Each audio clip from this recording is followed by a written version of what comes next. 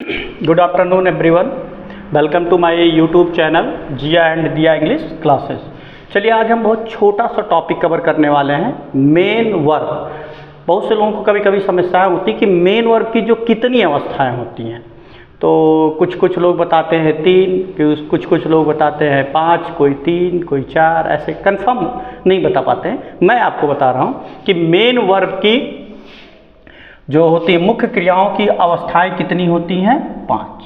कितनी अवस्थाएं होती हैं, 5। अब वो कंफर्म करना है कि 5 कौन कौन सी अवस्थाएं होती हैं। ऑलरेडी आप ये जान रहे होंगे कि मुख्य क्रिया की 3 अवस्था होती है। 3 कौन कौन सी, फर्स्ट, सेकंड और थर्ड। फोर्थ और फिफ्थ को आपको जानना है, ठीक। तो कैसे जानेंगे, जैसे हमने एक वर्ड लिया राइट। राइट मीन्स क्या होता है, लिखना। अब इसी पे हम पूरी की पूरी अवस्थाओं के बारे में जानेंगे। अगर जो पहला वर्ड होता है, जैसे मान लीजिए जो राइट, तो इसमें कहीं कुछ इधर उधर नहीं किया है, वो हमारी कौन सी अवस्था होगी, पहली। अब राइट की जब दूसरी अवस्था की बात की जाएगी, किस अवस्था की, दूसरी अवस्था की जब बात की जाएगी, तो राइट की दूसरी अवस्था हो जाती है रोट। अब दूसरी के बाद फिर हम तीसरी अवस्था की बात करेंगे तो रिटन। यहाँ तक आप लोग अच्छी तरह से जानेंगे, राइट, रोट, रिटन।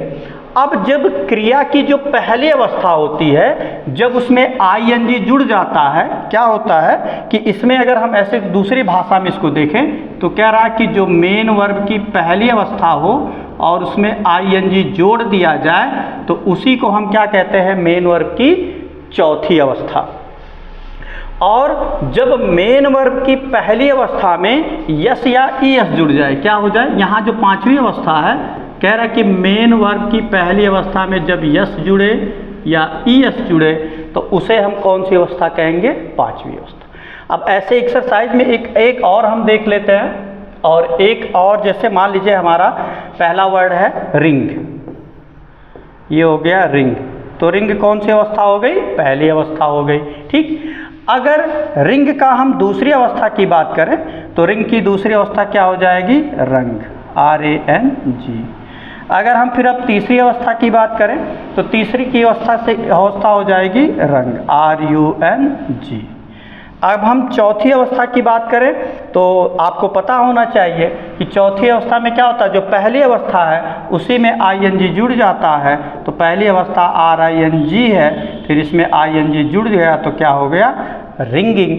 अब उसी तरह से 5वीं अवस्था, तो पहली अवस्था आपका क्या था, रिंग, और रिंग में हम क्या करेंगे, यस या ईएस जोड़ देंगे तो जुड़ जाएगा यस। तो इस तरह से इसकी 5वीं अवस्था क्या हो जाएगी, रिंग्स।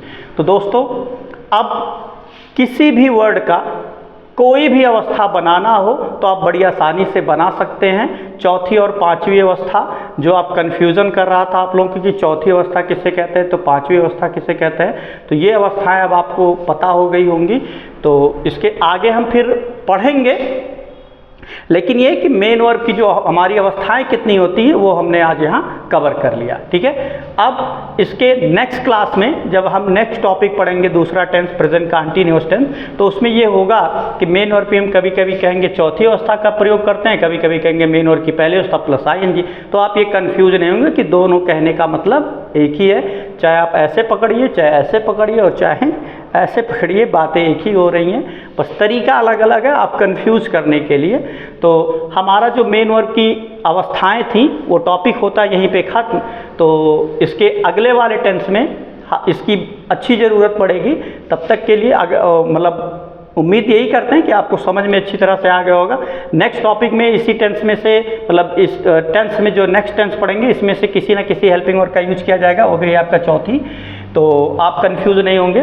तो अगले क्लास में हम पढ़ेंगे, तब तक के लिए गुड बाय।